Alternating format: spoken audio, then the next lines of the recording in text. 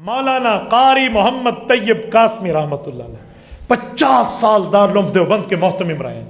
وہ فرماتے ہیں، میرے والد صاحب کے استاذ ہیں، وہ فرماتے ہیں کہ مجھے میرے ابا حضرت مولانا احمد نانوتوی رحمہ اللہ نے بلایا. ان کے والد مولانا احمد نانوتوی تھے جو مولانا قاسم نانوتوی کے بیٹے تھے. قاری طیب قاسمی رحمۃ اللہ علیہ مولانا قاسم نانوتوی کے پوتے ہیں. یہ حضرت ابوبکر صدیق کی نسل میں سے ہیں. وہ کہتے ہیں قاری طیب صاحب کو مجھے میرے ابا مولانا احمد نے بلایا، اور مولانا احمد نے وفات سے تھوڑا وقت پہلے بلایا اور مجھے اپنے سامنے بٹھایا. کہتے ہیں میں جوان تھا، دنیا گھوم رہا تھا. اس وقت میرے بڑے شاگرد تھے، میں پڑھا رہا تھا، حدیث پاک کی تمام کتابیں پڑھا چکے تھے. والد نے بلایا اور سامنے بٹھایا اور کہا بیٹا، یہ لفظ کہتے ہوئے والد رونے لگے. اگلا جملہ اس کے ابا سے منہ سے ادا نہیں ہوتا تھا. یہ سمجھتے ہیں کہ مجھ سے کوئی غلطی ہو گئی، میں نے اپنے باپ کا دل دکھایا ہے، گناہ کیا. ابا رو رہے ہیں. کہتے میں آگے ہوا، میں نے ہاتھ باندھے، میں نے کہا معافی مانگتا ہوں، کوئی غلطی ہو گئی تو مجھے معاف کر دے. کہا تیری کوئی غلطی نہیں. انہوں نے ایسے چہرے سے اشارہ کیا کہ بیٹا تیری کوئی غلطی نہیں. تو کہا پھر آپ کیوں رو رہے ہیں؟ کہا کچھ ٹائم روتے رہے. جب گریہ کی کیفیت رونے کی ختم ہوئی تو پھر سر اٹھایا کہ بیٹا میں نے تجھے دنیا پڑھائی ہے، اسکول بھی پڑھایا ہے، مدرسہ بھی پڑھایا ہے، تو عالم حافظ بھی ہے اور دنیاوی دینی تعلیم سے واقف ہے. دنیا تیرے لیے صف بچھا کے ٹھہری ہوتی ہے.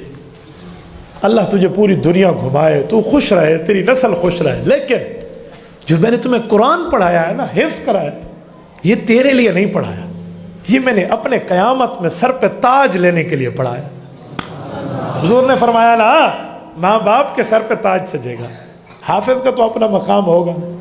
کہ قرآن حدیث باقی جو ساری پڑھی اللہ تجھے قبول کر، لیکن جو صرف قرآن ہے نا وہ میں نے تجھے اپنے لیے پڑھایا تاکہ تیرا قرآن مضبوط رہے اور قیامت میں تیرے باپ کے سر پہ تاج ہو، تیری ماں کے سر پہ تاج سلطانی ہو.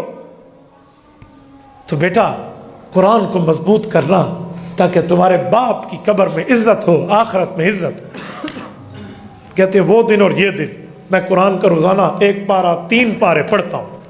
اور پھر اگلا جملہ سنیں تو کہتے ہیں میرے ابا نے مجھے اگلی بات بھی کی کہ بیٹا آج میں نے تمہیں اسپیشل کیوں بلایا؟ کہا ایک وجہ سے. کہا میرے ابا مولانا قاسم نانوتوی رحمۃ اللہ علیہ تیرے دادے نے مجھے اس وقت اس طرح آخری عمر میں بلایا تھا اور مجھے کہا تھا احمد بیٹا تجھے سب کچھ پڑھایا ہے، وہ تیرے لیے. قرآن قاسم نانوتوی نے تجھے اپنی بخشش کے لیے پڑھا. مولانا قاسم نانوتوی کو وفات کے بوڑھے نہیں تھے، 45 سے 48 سال کے درمیان حضرت قاسم نانوتوی کی عمر تھی وفات کے وقت. یار 50 بھی پوری نہیں تھی. مولانا قاسم نانوتوی عین جوانی میں گئے اور علوم کے اتنے مضبوط تھے کہ حضرت شیخ الہند رحمۃ اللہ علیہ فرماتے ہیں میں منطق کی کتابیں پڑھاتا اس لیے تھا کہ اپنے استاذ کی بات کو سمجھ سکوں. جب وہ فوت ہو گئے تو فرمایا اب مجھ جیسے تم ایسے نہیں ہو کہ میں تمہاری باتوں کے لیے منطق پڑھاتا پھروں، اب میں صرف قرآن حدیث پڑھاؤں گا. پہلے ساتھ منطق استاد کی بات سمجھنے کے لیے پڑھاتا تھا. یہ تھے مولانا قاسم نانوتوی رحمہ اللہ. تو کہا میرے ابا نے مجھے کہا کہ احمد بیٹا قرآن میری بخشش کے لیے پڑھوایا. تو میرے دوستو آج اپنی بخشش ہمیں چاہیے. میں پہلے خود کو مخاطب کروں، بعد میں کسی اور کو کروں. ہمیں اپنی قبر میں بخشش چاہیے، آخرت میں چاہیے تو اپنی اولادوں کو قرآن پڑھا لو.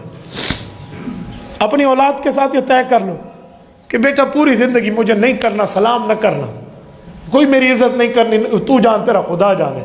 قرآن یاد کر لے تاکہ تیری وجہ سے تیری ماں بھی قبر میں پرسکون رہے، تیرا باپ بھی قبر میں پرسکون.